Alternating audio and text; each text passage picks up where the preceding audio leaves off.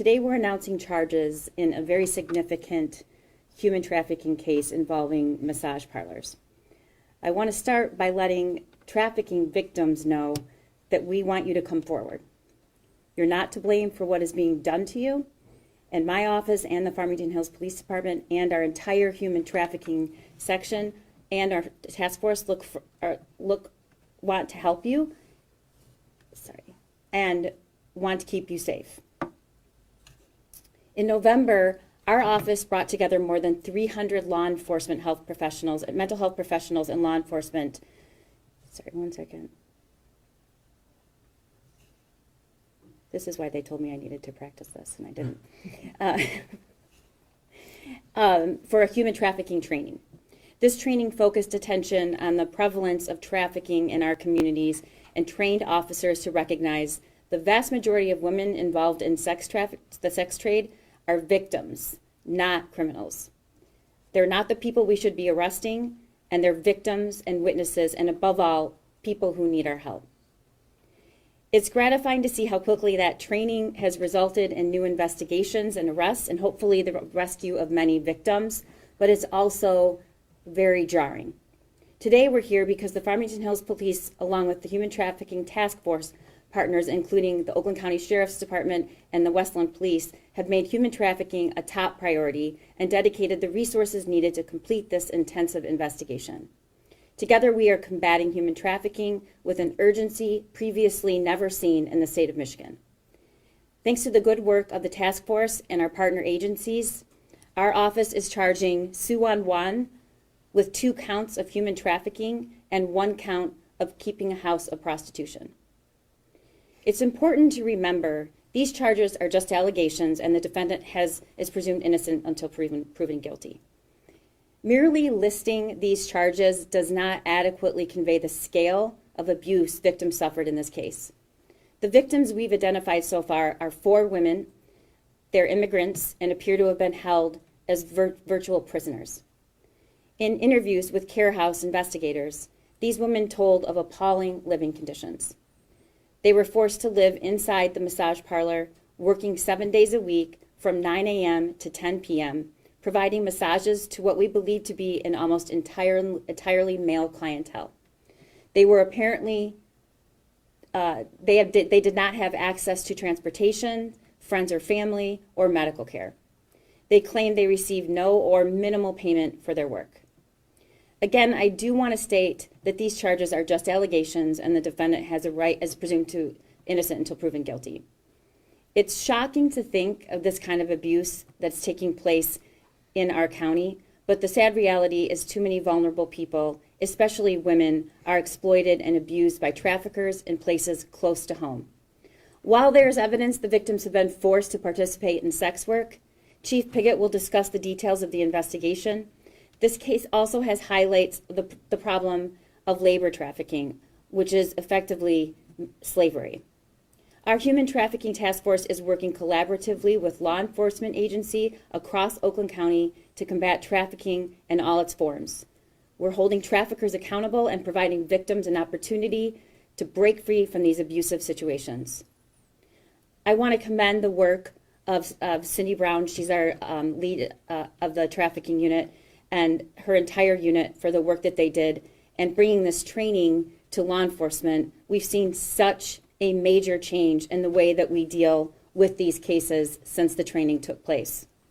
And finally, I want to just say to the customers of these illicit massage parlors that a sexual massage may seem like a victimless crime or a consensual transactional act, but for trafficking victims, they do not have the ability to consent. It is not a victimless crime. Take responsibility for how your actions may enable trafficking and the abuse of vulnerable women. And if that's not enough to make you change or reconsider, know that we will and we can and we will prosecute those who do business with sex traffickers. These are criminal enterprises, and the customers are part of that problem. My office and the task force are working hard to combat trafficking, but we also need the help of the community to find victims and to deny traffickers the economic incentive to exploit vulnerable people. I do want to particularly stress what an amazing job the Farmington Hills Police Department has done and the entire task force. But what this police department is doing is keeping their community safe. And up until recently, we were treating these victims like they were they should be prosecuted, or this was just their choice. And we know the data shows all over the country, all over the state, and even in this county that they are not. They are victims. Chief Piggott. Thank you.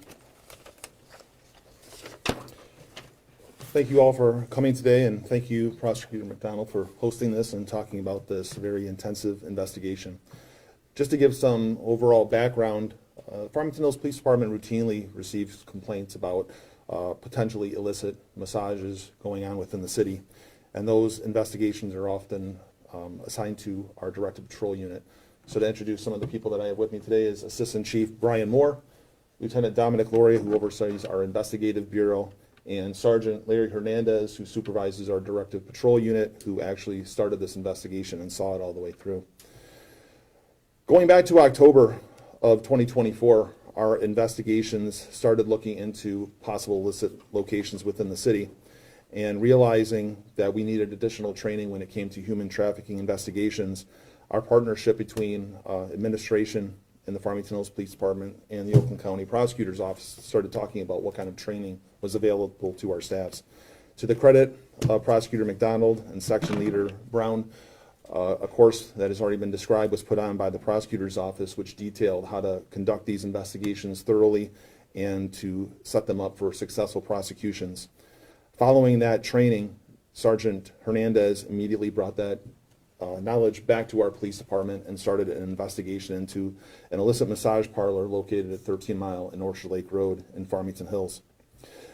The information gleaned from that investigation was shared within our Investigative Bureau and through field investigation, surveillance operations, digital forensic investigative techniques, and our crime data analyst brought together information to identify a primary suspect in this human trafficking criminal organization.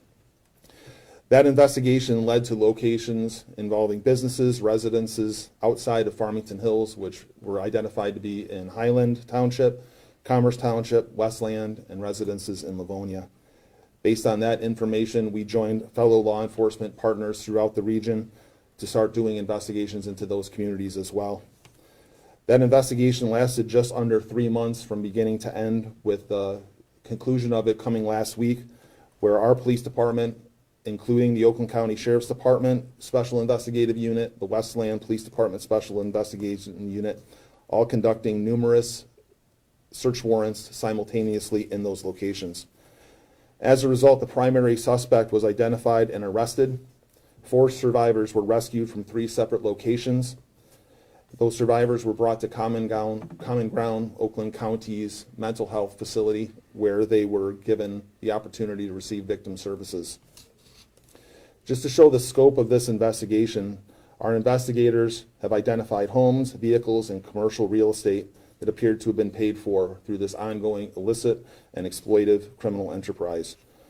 We've recovered over $140,000 in U.S. currency from a safety deposit box associated with the suspect. This investigation was submitted to the Oakland County Prosecutor's Office for review, and we are thankful that they issued the charges as described by the prosecutor earlier.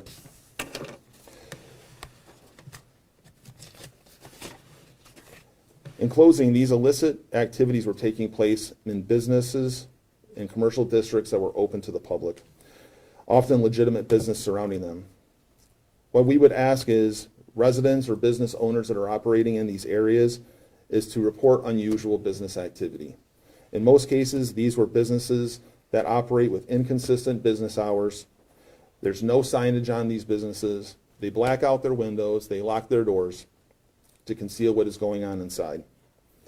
Generally, it's an all-male clientele, and you should not be seeing employees coming or going, which is why we see these women who are trapped in these businesses all day. The Farmington Hills Police Department is committed to investigate these incidences, and we will bring all of our investigative resources to bear in an effort to eliminate these activities, not only from our city, but any location that supports these criminal enterprises.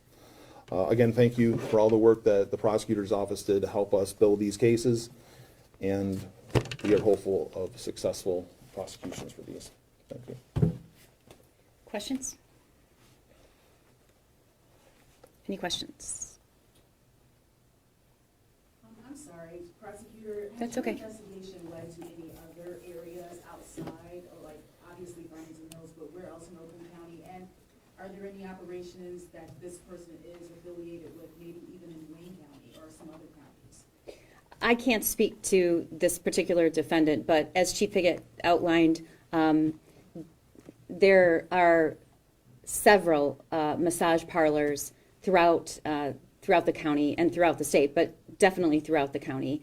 And again, it is the charges here are so important, and it's not just because we want to hold just this defendant accountable. This is a whole new way of looking at what goes on in these massage parlors. These women are not predators. They shouldn't be prosecuted.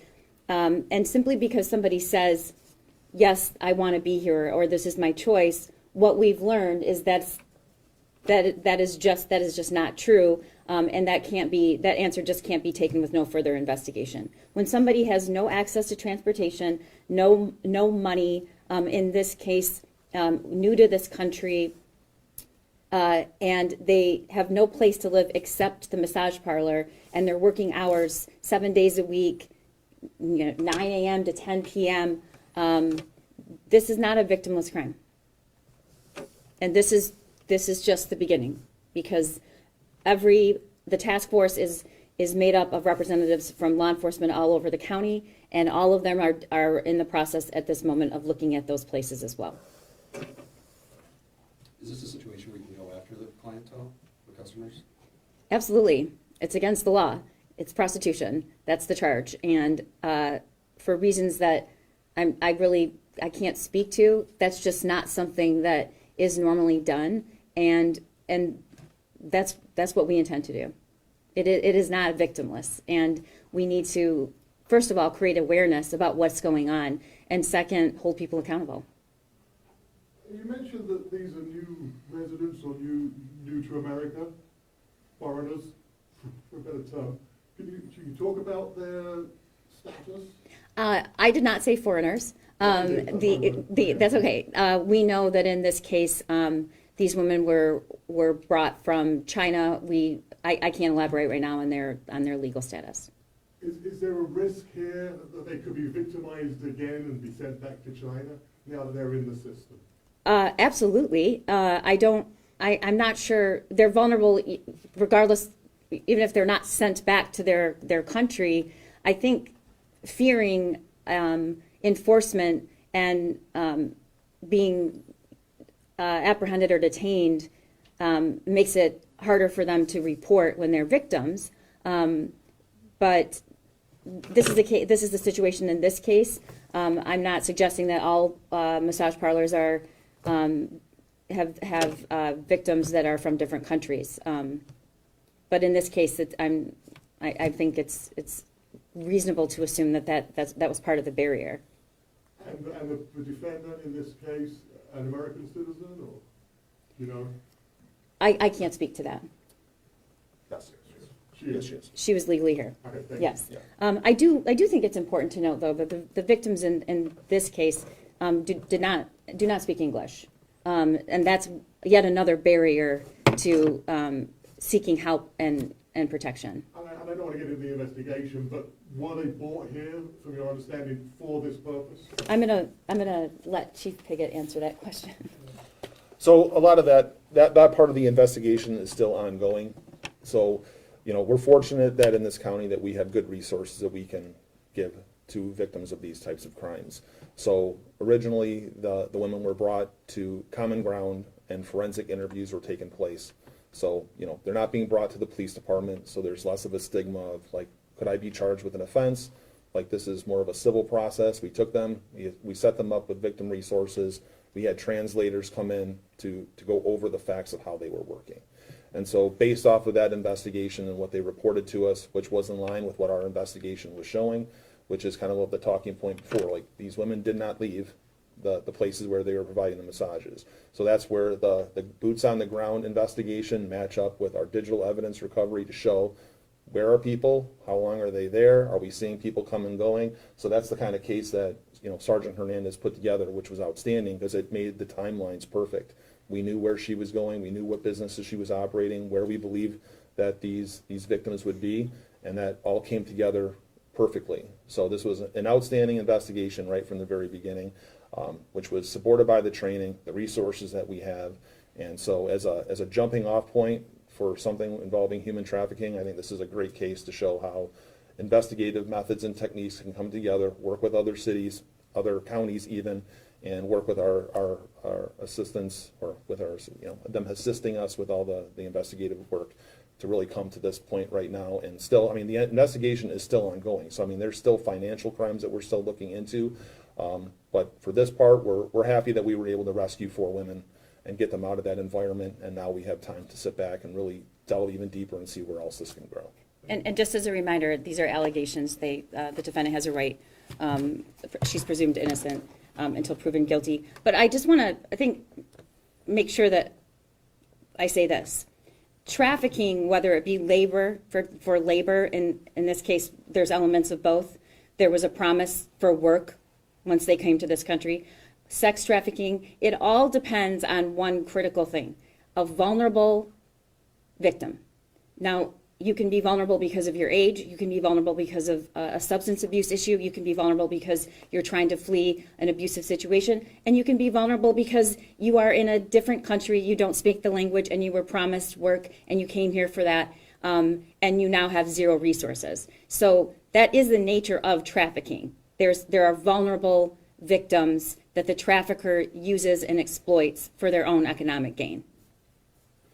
Is there any evidence that this was part of a larger criminal conspiracy, like a gang or something? Because sometimes people are sent here as part of a larger criminal enterprise, and their families may be threatened back from their home country with things. Is there any evidence that can lead to that, like a larger criminal enterprise behind this? I refer to, we're still investigating, so it's very possible that that information gleaned from the survivors will identify additional targets.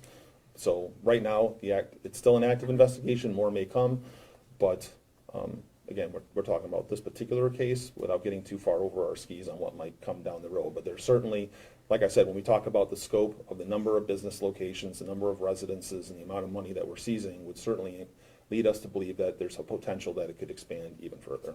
And it's rampant, and until this point, there hasn't really even been a meaningful effort to hide what is going on. There are websites where this is being advertised. Human trafficking, sex work is being advertised, and they are open to anybody. So up until now, there hasn't been a real fear that someone would be prosecuted. And that's why we're standing here, to create awareness and help the public understand that this is a criminal activity. All right, thank you so much. Oh, just one last question. For Yes. other victims out there, potential victims, who or where should they call? Farmington Hills Police Department or? We have several resources. I know absolutely your law enforcement agency, but Common Ground, I can provide numbers for you so you can include it in your stories, and our Human Trafficking Task Force. But there are national helplines and there are local resources to call. All right, thank you.